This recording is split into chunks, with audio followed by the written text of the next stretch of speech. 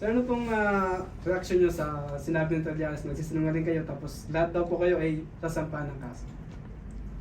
Sa akin, sir, dahil ako yung driver dyan palagi sa pagbabasura din, masasabi ko lang sa kanya, kay sir, nagrespeto ako dyan. Kahit nakapikit ako, sir, alam ko yung bahay niya, dyan sa Antipulo. At huling nag-deliver ako dyan, kasama ko si Mark Tiksay noong 2025 na. May huli ka akong dyan, dineliver sa bahay niya. At lahat ng mga akusasyon sa kanya ay totoo. Totoo lahat yun, sir.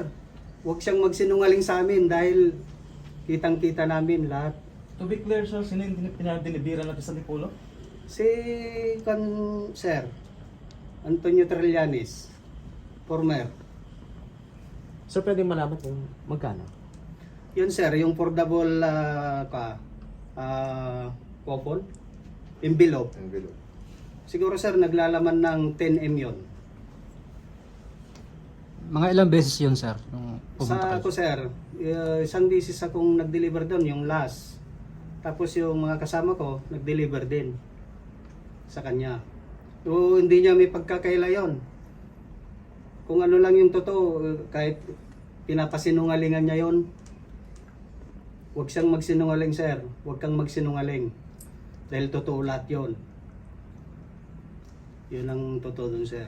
Sir, gaano ninyo kakilala si dating Senador Trillanes? Bilang isang Navy, sir, kilala namin yan, pumutok yung Magdalo nung araw, 2003. Yun, doon namin siya lubusang nakilala, sir. Kasi siya yung isa na nagdala doon sa Magdalo na yon. So hanggang naging senador siya, sir, kilala namin siya. So yung respeto namin, napakalaki, sir, ang respeto namin. Ang nilalad lang namin dito ay yung pawang katotohanan lang na kuha namin sa kanya.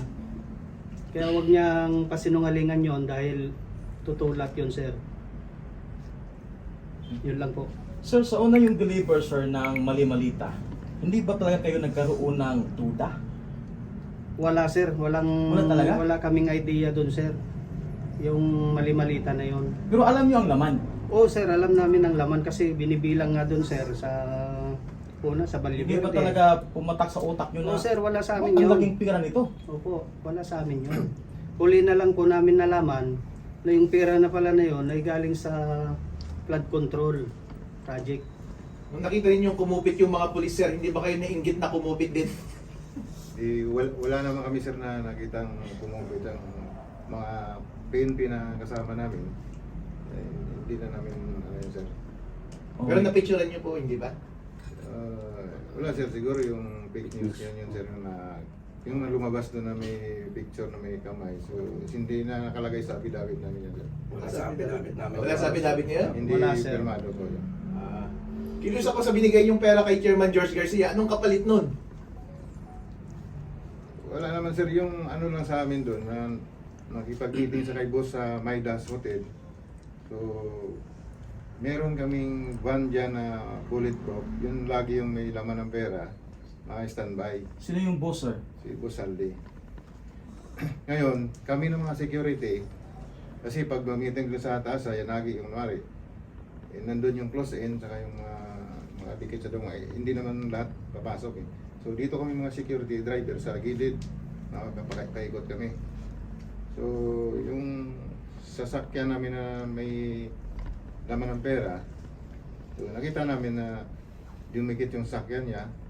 Saka sila niya ni Mark, saka Paul yung transfer doon sa sakyan niya, sir. Okay, question, guys. And sir, follow up ko lang din yung sinabi kanina ni Benji. Sinabi niyo hanggang dulo. So kahit anong gagawin nilang intimidation, pressure, so hindi na po kayo magre-recant ng mga statement niyo sa affidavit niyo. Wala na, sir. Wala nang atrasan. Wala nang atrasan yun. Okay, so, sir, bago lumabas si Gutesa, nakipag-coordinate ba siya sa inyo? Wala sir. Wala. So, sarili talaga niya desisyon yun. Oh, yes, sir. So, nung nalaman niyo yun, ilang buwan ba yun bago kayo lumabas? Bago paglabas si Gutesa? Nagkaroon na ba kayo doon ng pag-meeting? Ano ba tayo? Lalabas ba tayo nito o hindi?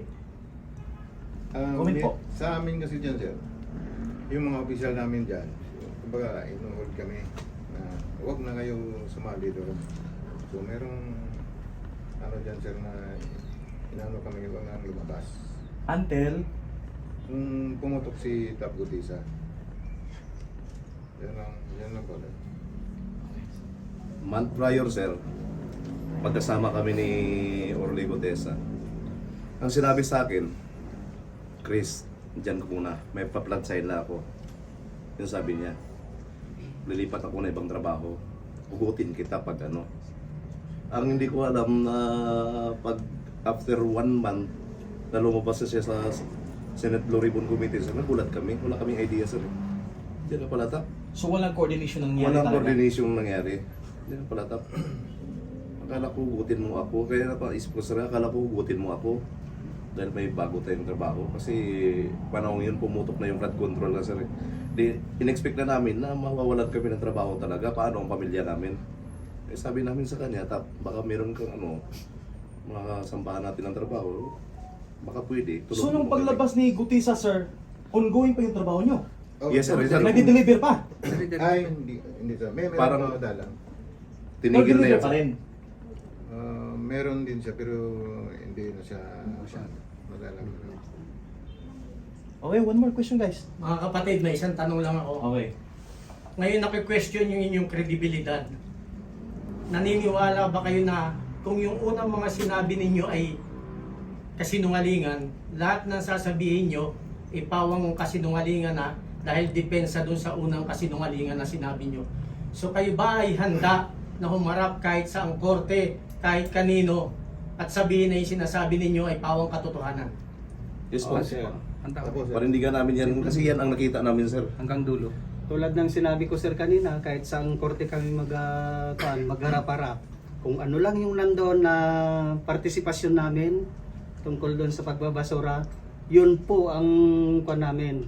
Yun ang sasabihin namin. Kaya ko na itanong yan, lahat ng departamento ng gobyerno takot na makaharap kayo.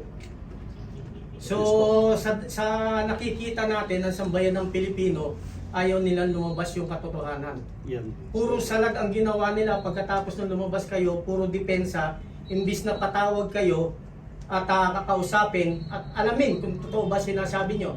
Magbigay tayo ng ehemplo, yung Senado. Sinabi ni Senator Lacson na dinidiscredit niya yung inyong mga kredibilidad. So ito ay tahasa na pagtaliwas o pagtanggi na kayo ay makaharap. So ulitin ko, kung ang una ninyo sinabi ay pawang kasinungalingan, mga susunod ninyo sasabihin ay depensa lang sa unang kasinungalingan na sinabi ninyo. So naniniwala kayo, naniniwala ang taong bayan, maraming sumusuporta sa inyo. Nakita nyo naman sa mainstream media, talagang sinusuppress kayo, social media, tumatabla kayo. Marami ng mga retirees ang sumusuporta sa inyo. Sa bilang namin ngayon, running to 300, pataas na. Ang MNLF, MILF, naniniwala sa inyo. So naniniwala kami na ang sinasabi ninyo ay pawang katotohanan. Yes, po. Sir. Opo, sir.